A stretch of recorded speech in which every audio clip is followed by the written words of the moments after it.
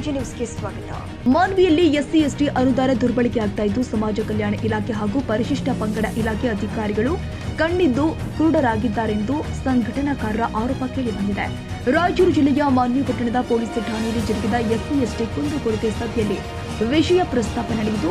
ಪರಿಶಿಷ್ಟ ಜಾತಿ ಮತ್ತು ಪರಿಶಿಷ್ಟ ಪಂಗಡ ಇಲಾಖೆ ವಸತಿ ಶಾಲೆಯಲ್ಲಿ ಸೌಲಭ್ಯಗಳು ಇಲ್ಲ, ಆದರೆ ಬಾಡಿಗೆ ಕಟ್ಟಡದಲ್ಲಿ ನಡೀತಾ ಇದೆ, ಸೌಲಭ್ಯಗಳೇ ಇಲ್ಲ ಎಂದು ಎಸ್ಟಿ ಎಸ್ಸಿ ಸಮುದಾಯದ ಮುಖಂಡರು ಆಕ್ರೋಶ ವ್ಯಕ್ತಪಡಿಸಿದ್ದಾರೆ.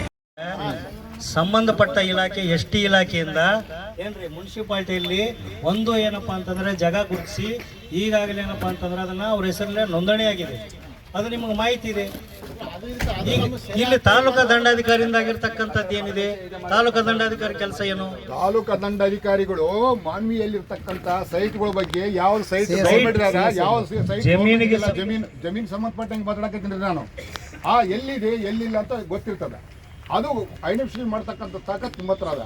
ಇಂಥ ಒಂದು ಸರ್ವೆ ನಂಬರ್ ಹಿಂಗಾದ್ ನೋಡ್ರಿ, ಇದರಲ್ಲಿ ಮಾಡಿಕೊಟ್ರೆ ಅನುಕೂಲ ಆಗ್ತದೆ ಅಂತ ನಾವು ಕೊಟ್ಟಿವಿ, ತಮ್ಮ ಗಮನಕ್ಕೆ ತಂದಿವಿ. ಇವತ್ತಿನವರೆಗೆ ಆಕ್ಷನ್ಸ್ ಇಲ್ಲ. ಅಲ್ಲಿ 2 ಭವನ ಆಗ್ತದೆ, ಅಂಬೇಡ್ಕರ್ ಭವನ ಆಗ್ತದೆ, ಎಸ್ ಟಿ ಭವನ ಆಗ್ತದೆ. ಅದೇ ವಿಷಯ. ಅದು ನೋಡ್ರಿ, ನೀವು ಅವತ್ತೇನು ಕೊಟ್ಟಂತ ಸರ್ವೆ ಸರ್ಕಾರದ ಜಮೀನು ಅಲ್ಲ, ಸರ್ಕಾರದ ಒಂದು ಇಲಾಖೆಗೆ ಏನಪ್ಪಾ ಅಂತಂದ್ರೆ ತಗೊಂಡಿರ್ತಕ್ಕಂಥ ಜಮೀನು ಅದು. ಆಯ್ತಾ? ಅದು ಪಟ್ಟಾದಾರ ಇದಾರ, ಪಟ್ಟಾದಾರ ಏನಪ್ಪಾ ಅಂತಂದ್ರೆ ಎಂಜಾಯ್ಮೆಂಟ್ ಮಾಡ್ಕೋತಾ ಇದಾರೆ ಅವರು. ಅದರಲ್ಲಿ ಇದನ್ನ ಸರ್ಕಾರಕ್ಕೆ ಮಾರಾಟ ಮಾಡತಕ್ಕಂಥದ್ದು ಇದೆ. ನಮ್ಗೆ ಜಾಗ ಸಿಗ್ತಾ ಇಲ್ಲ, ನಮ್ಗೆ ಯಾಕೆ ಒದಗಿಸ್ಕೊಡ್ತಾ ಇಲ್ಲ? ಟೆಂಡರ್ ಕರೆಯಕ್ಕೆ ನಿಮ್ಗೆ ಯಾರು ಅನುಮತಿ ಕೊಟ್ಟರು? ನಮ್ಮ ಹತ್ರ ಉತ್ತರ ಬೇಕು ನಮಗೀಗ. ಆಮೇಲೆ ಏನಾಗಿದೆ ಸರ್, ಪರಿಶಿಷ್ಟ ಜಾತಿ ಮತ್ತು ಪರಿಶಿಷ್ಟ ಪಂಗಡದ ಕಾಲೋನಿಗಳಿಗೆ ಇವತ್ತಿನವರೆಗೂ ಬೀಟ್ ಪೊಲೀಸ್ ಯಾರು ಬರ್ತಾ ಇಲ್ಲ. ಬಟ್ ಏನಾಗ್ಯದ, ನಮ್ಮಲ್ಲಿ ಕೆಲವು ಉದಾಹರಣೆಗಳು ಕುರುಡಿ, ಅರೋಲಿ, ಅಡವಿ ಖಾನಾಪುರ, ರಾಜೋಳಿ, ಮೇನ್ ಹಳ್ಳಿಗಳ ಕಡೆ ಎಲ್ಲ. ಬಟ್ ಏನಾಗ್ತದೆ, ಲಾಸ್ಟ್ ಇರ್ತಾವೆ ನಮ್ಮ ಮನೆಗಳು. ಈ ಸಣ್ಣ ಮನೆ ಮೇನ್ ರೋಡ್ಗೆ ಇರಲ್ಲ. ಮೇನ್ ರೋಡ್ಗೆಲ್ಲ ಏನಂದ್ರೆ ದೊಡ್ಡ ಮನೆಗಳು ಇರ್ತಾವೆ. ಬಟ್ ನಾವೆಲ್ಲ ಬೇರೆ ಕಡೆ ಎಲ್ಲ ಗುಡುಗಾಡು ಪ್ರದೇಶದಲ್ಲಿ ಇರ್ತಾರೆ. ಯಾರೋ ಒಬ್ಬ ಪೊಲೀಸ್ ಬಂದು ರಾತ್ರಿ ಬಂದು ಆ ಟೈಮ್ನಲ್ಲಿ ಅರುಣ್ ಚಕ್ರವರ್ತಿ ಸಾಹೇಬ್ರು ಇದ್ದಾಗ ಬಟ್ ಬೀಟ್ ಪೊಲೀಸರು ಬಂದು ಕೇಸಿ ಮನೆಗೆ ಬಂದು ಡೋರ್ ಬಂದು ಓಣಿ ಮುಖಂಡರು ಮಾಡಿ ಆ ಓಣಿಯಲ್ಲಿ ಬಂದು ಸೈ ಮಾಡಿ ಬರ್ತದೆ.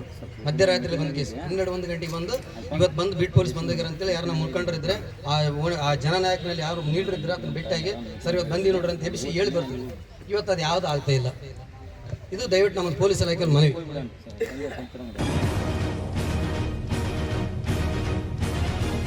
ಕನ್ನಡಿಗರ ಮೆಚ್ಚಿನ ನಿಮ್ಮ ಎಜೆ 24/7 ನ್ಯೂಸ್ ಕನ್ನಡ ವಾಹಿನಿ ಇದೀಗ ಟಿವಿಯಲ್ಲಿ ಲಭ್ಯ. ವೇಳೆ ನೋಟಿಸ್ ಕೊಟ್ಟಿದ್ರೆ ವಾಪಸ್ ತಗೋತೀವಿ. ಇವತ್ತು ವಕ್ಫ್ ಪ್ರಾಪರ್ಟಿ ಅಂತೇಳಿ ಬರ್ತದೆ ಅಂತ ಹೇಳಿದ್ರೆ ರೈತರು ಬೀದಿಗೆ ಬಂದ್ರೆ ಏನ್ ಮಾಡ್ಬೇಕಾಗತ್ತೆ? ಯಾರು ವೋಟ್ ಹಾಕಿಲ್ಲ ಅಂದ್ರೆ ಗ್ಯಾರಂಟಿನೆಲ್ಲ ಸ್ಟಾಪ್ ಮಾಡ್ಬಿಡ್ತೀವಿ.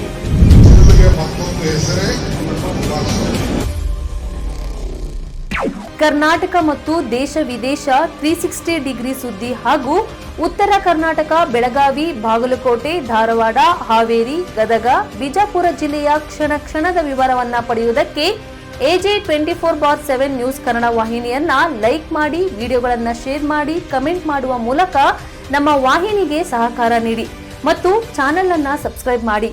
ಧನ್ಯವಾದಗಳು.